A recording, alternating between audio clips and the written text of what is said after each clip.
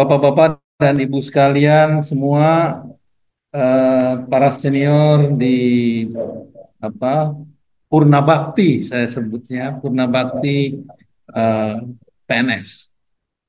Eh, Kepada kami dari PWRI diminta untuk menggambarkan eh, kesejahteraan pensiunan antar harapan dan kenyataan.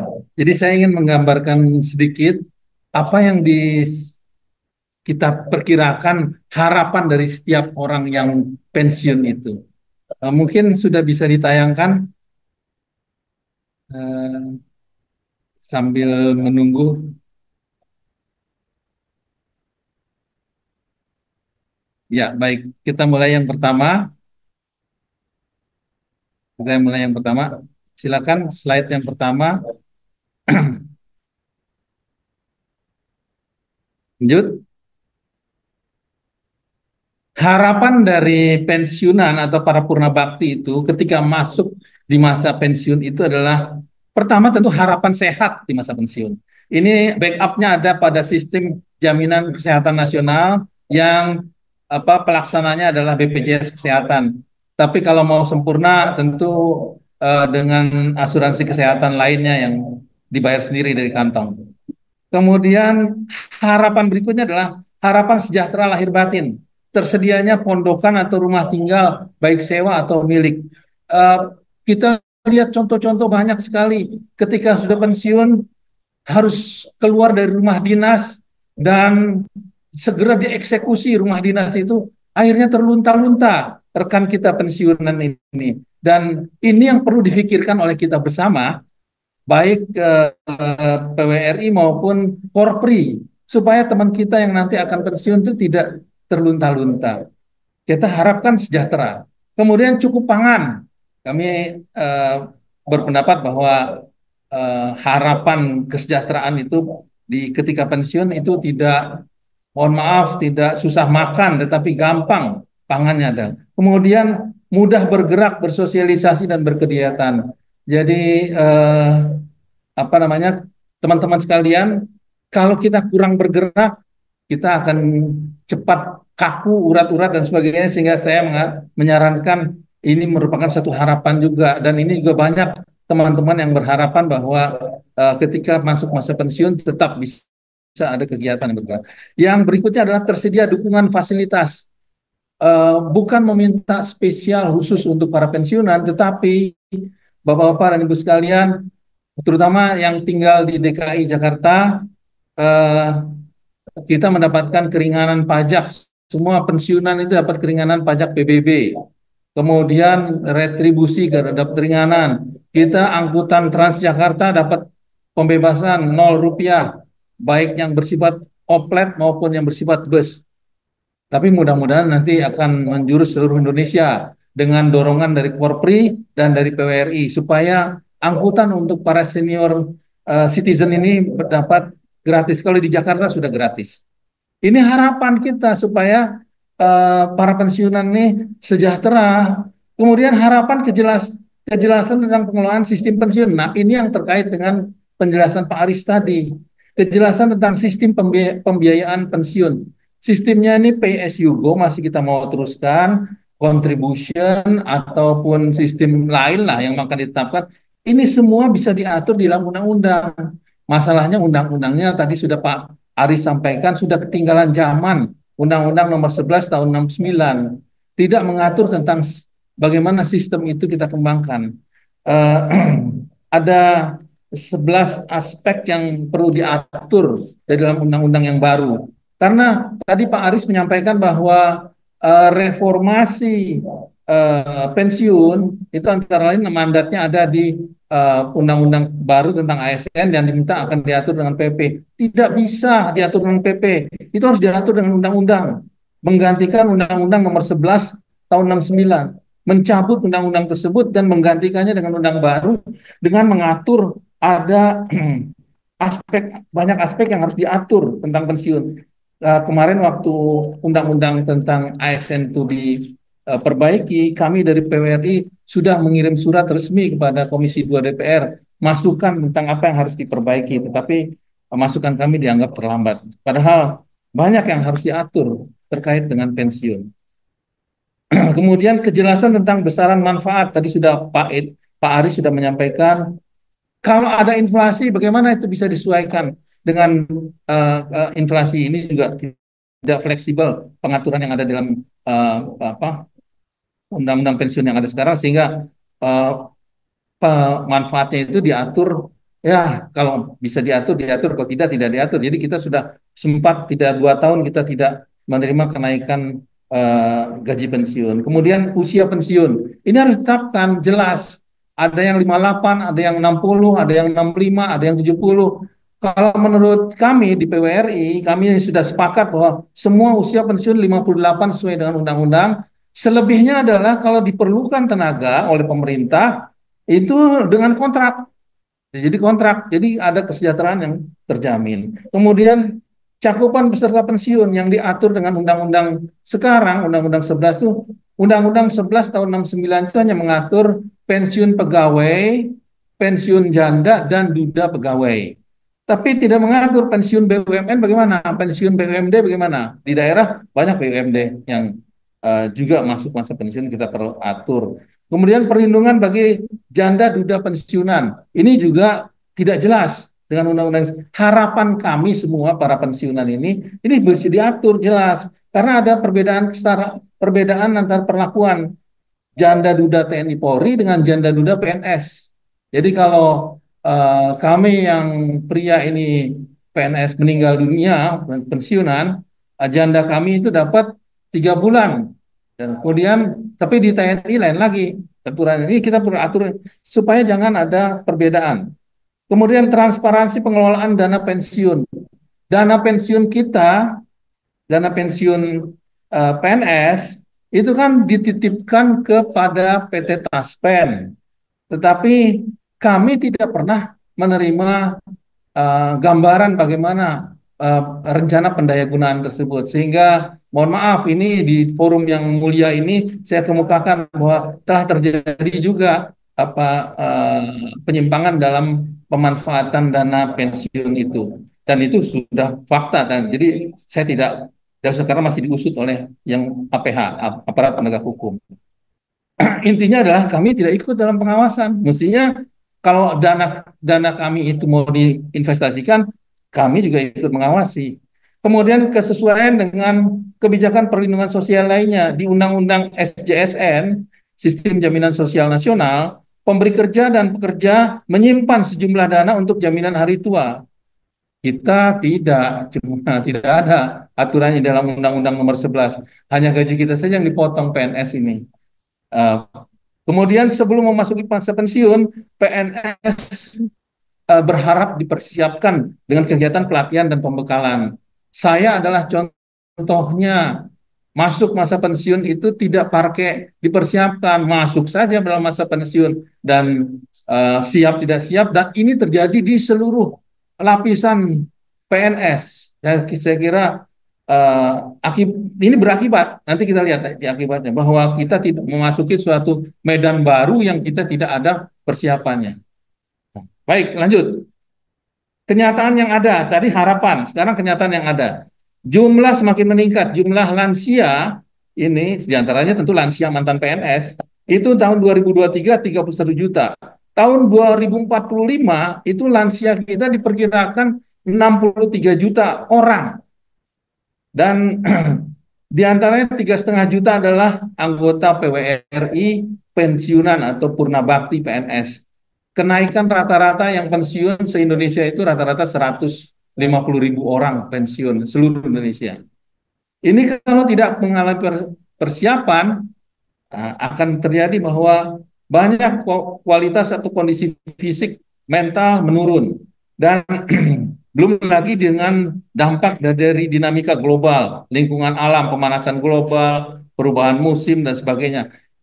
Yang paling menyedihkan adalah mereka tidak bisa melakukan adjustment pribadi terhadap perubahan-perubahan yang terjadi di lingkungan. Data sementara menunjukkan bahwa hanya sekitar 7% dari anggota pensiunan yang dapat menikmati masa pensiun. Selebihnya belum atau tidak siap menghadapi masa pensiun. tahu-tahu besok sudah pensiun dan mereka masih keluar rumah dengan membawa tas dan berseragam Korpri. Ternyata, oh hari ini tidak ada apel karena saya sudah libur. Kemudian tidak tahu, tidak paham tentang masa pensiun, tentang apa sebenarnya yang terjadi di dalam masa pensiun. Menghadapi masalah keuangan, terpaksa bekerja lagi di luar kompetensi. Jadi bekerja tetapi di luar kompetensi yang ada. Kemudian biaya hidup semakin tinggi, belum mempunyai rumah tinggal yang memadai. Ini kenyataan yang ada. Kemudian 80% SK pensiunnya disekolahkan. Jadi ini kenyataan, Bu Moderator, Bu Fitri. 80% anggota kita itu SK pensiunnya disekolahkan, baik di Perum Pegadaian maupun di bank dan sebagainya. Mudah-mudahan, mudah-mudahan jumlahnya semakin menurun yang SK pensiunnya disekolahkan. Kemudian ada yang terjerat dengan pinjol dan judol. Lanjut. Nah, tadi Pak Aris Pariputi menyampaikan bahwa eh, peran PWRI, peran organisasi bisa menjembatani. Kami telah berperan menjembatani antara kondisi nyata dengan harapan yang diinginkan. Prinsipnya adalah perbaikan kondisi ini tidak bisa dilakukan sendirian, harus bersama-sama. PWRI dan Korpri harus bergandeng tangan. Kita harus bersama-sama memperbaiki ini. Jadi Bapak Ketua Korpri yang saya hormati, kita harus bersama-sama bergandengan tangan memperbaiki.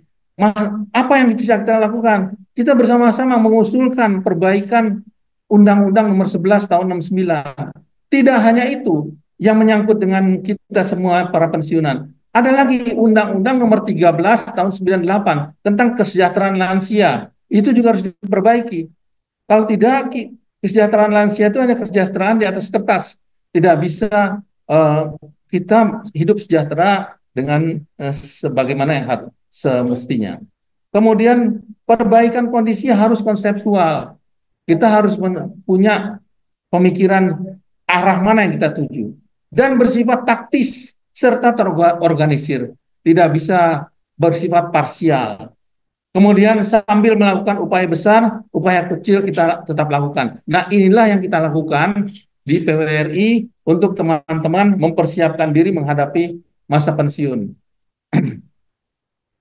PWRI adalah organisasi perjuangan para pensiun. Ini tidak hanya organisasi baru kemarin, tetapi organisasi sejak tahun 1962 mempersatukan 21 organisasi pensiunan PNS dalam satu wadah.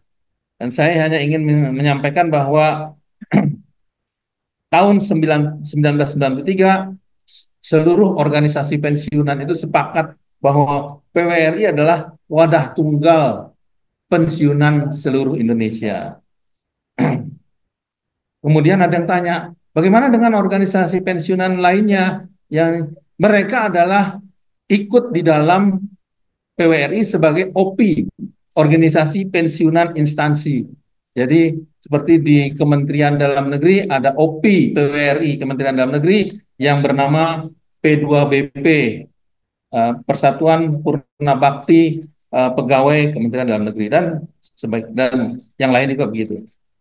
PWRI bersifat nasional, tujuannya mempersatukan persatuan dan kesatuan, solidaritas Tama agar memiliki moral yang kuat dalam masa pensiun dan mewujudkan kesejahteraan bagi para pensiunan.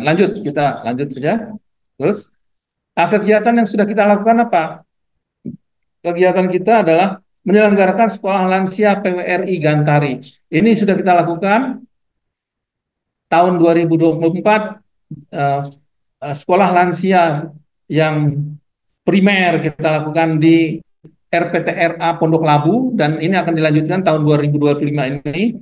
Dan kami sudah bertemu dengan Gubernur terpilih DKI Jakarta, Bapak Pramono Anung, dan memohon dukungan untuk memperluas cakupan sekolah lansia ini. Kepada cabang-cabang PWRI seluruh daerah, kami sampaikan buku petunjuk untuk menyelenggarakan sekolah lansia. Sekolah lansia ini penting, Bapak-Bapak dan Ibu sekalian, agar teman-teman lansia ini bisa tetap produktif, bisa tetap sehat. Lanjut, kemudian penyiapan MOU dengan Kemenaker ini sudah kita lakukan, penyiapan MOU dengan Kemendagri sudah ditandatangani. Jadi setiap uh, pegawai negeri sipil Kementerian Dalam Negeri yang akan pensiun itu akan melalui tahapan pelatihan dan pembekalan bersama antara Biro Kepegawaian Kemendagri dengan PWRI. Nah, materinya sudah disiapkan, kemudian lanjutnya lanjut kita percepat karena waktunya perlu kita untuk kegiatan tahun 2025 kami telah bertemu rombongan PWRI ini bertemu dengan Balik DPR RI untuk mengusulkan perbaikan Undang-Undang Nomor 11 Tahun 69. Jadi bukan hanya OMDO, tapi kami langsung ke DPR dan kami bertemu dengan Ketua Balik Bapak Dr. Bob Hasan dan juga kami mengusulkan perbaikan Undang-Undang Nomor 13 Tahun 98. Kami lakukan ini tanggal 20 Januari 2025 yang baru lalu, ketemu dengan Balik DPR RI dan dimintakan pada kami untuk membuatkan kajian makalah yang lebih lengkap. Kemudian pertemuan dengan Gubernur KDKI terpilih Jakarta untuk pengusulan lanjutan dukungan terhadap sekolah lansia. Jadi yang sekarang sudah dilakukan di Jakarta Selatan, kami mohon dukungan Pak Gubernur agar tahun 2025 ini di seluruh wilayah Jakarta itu diselenggarakan sekolah lansia. Baik yang sekolah lansia yang diselenggarakan sendiri oleh Pemda DKI maupun oleh PWRI bersama PWRI. Kemudian kita lanjutkan penyelenggaraan sekolah lansia, kemudian perbaikan MOU. Kami memiliki MOU tidak hanya dengan Kemdagri, dengan Kemenaker, juga dengan BP Tapera. Dengan BP Tapera ini adalah Badan Penyelenggara Tabungan Perumahan Rakyat. BP Tapera itu menerima mandat dari ex-Bapertarum untuk mengembalikan uang tabungan perumahan kepada pegawai-pegawai yang tadinya menyimpan dana tabungan perumahan di Bapertarum, tetapi Bapertarum dibubarkan dan semua tanggung jawabnya diserahkan kepada BP Tapera, dan BP Tapera kesulitan untuk menemukan di mana para pegawai yang sekarang sudah pensiun, dan itu bekerja sama dengan kami dan memang tidak mudah karena sampai sekarang juga tidak belum tuntas. Kita akan lanjutkan sekarang dengan memperbaiki MOU-nya. Kemudian dengan kementerian-kementerian yang berubah nomenklatur. Jadi kami sudah ada MOU juga dengan kementerian lainnya yang sekarang berubah nama. Jadi seperti misalnya tahun lalu dengan Kementerian Koperasi dan UKM, sekarang Kementerian Koperasi sendiri, UKM sendiri, sehingga kita harus perbaiki. Kemudian perayaan HUT PWRI tahun ke-63 tahun ini akan bersamaan dengan peresmian gedung baru PWRI, penyelenggaraan seminar nasional tentang peningkatan kesejahteraan Purnabakti PNS melalui perbaikan Undang-Undang 1169 dan Undang-Undang Nomor 13 Tahun 98. Ini kami rencanakan kami akan mengundang teman-teman seluruh Indonesia dari PWRI seluruh Indonesia untuk kita membahas masukan bagi perbaikan Undang-Undang Nomor 11 Tahun 69. Nanti akan saya sampaikan hal-hal yang perlu kita perbaiki. Kemudian ada pementasan kesenian dan lain-lain. Lanjut. Terus lanjut. Ziarah ke TMP Kalibata ini rutin setiap tahun kami kepada senior PWRI yang dimakamkan di Taman Makam Pahlawan Kalibata. Nah, terakhir langkah menuju ke kesejahteraan pensiunan.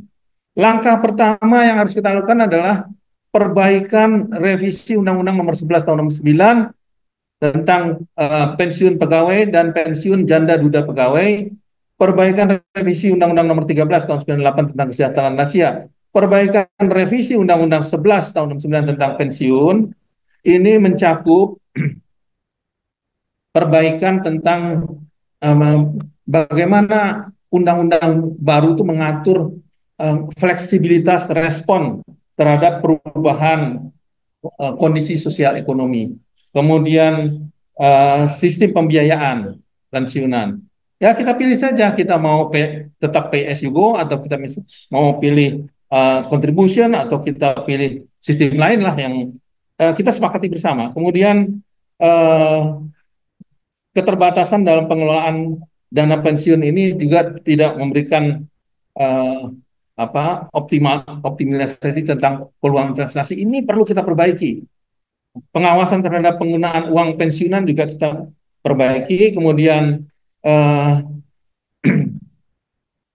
minimnya perlindungan terhadap pensiunan perempuan. Ini juga belum diatur dengan Undang-Undang Nomor 11, terutama janda pegawai yang mungkin menghadapi kesulitan dalam ekonomi.